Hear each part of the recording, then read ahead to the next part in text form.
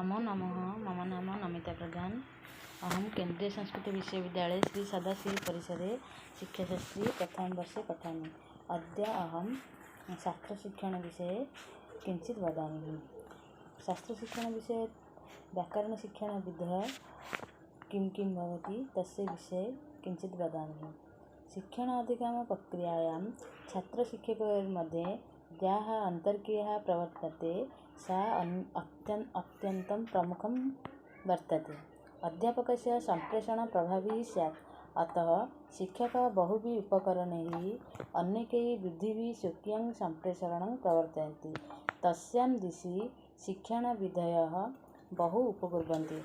प्रकृतं व्याकरणस्य अध्यापनं वेलायाम् अधोलिखितविषयः शिक्षणार्थम् उपयुज्यते। तद् यथा वर्तते आगमनविधि, निगमनविधि, व्याख्याविधि, सूत्रविधि, भाष्यविधि, वार्तिकविधिः, वाक्यविधिः, प्रश्नोत्तरविधिः, प्रयोजनविधिः, टीकाविधिश्च। आगमनविधिः किम्? व्याकरणशिक्षणे प्राथमिकस्तरीयछात्रान् अध्यापयितुम् आगमनविधिः उपयुज्यते। आगमनं नाम उदाहरणं, निगमनं नाम सूत्रम्। आरम्भे छात्राणां समक्षे अध्यापकः पर्याप्त उदाहरणानि प्रस्तुय ततः नियम उपस्थापनं नाम आगमनम्। प्राथमिकस्तरीयछात्राः व्याकरणस्य उदाहरणैः नियमान् अवगच्छन्ति। विषय उपस्थापनं प्राक् अध्यापकः बोधगम्य उदाहरणानि प्रस्तुय छात्राणां पुरस्तात् उपस्थापयति।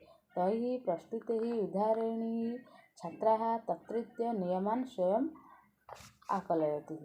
ततः परम् आगच्छति निगमनविधिः। अस्मिन् विधौ आरम्भे अध्यापकः नियमान् उपस्थाप्य ततः परम् उदाहरणानि प्रस्तुतिः।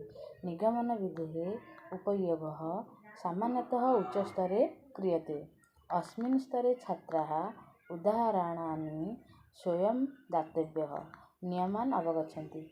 नियमैः उदाहरणानि स्वयं छात्राः अनुमातुं प्रभवन्ति। ततः परम् आगच्छति सूत्रविधिः।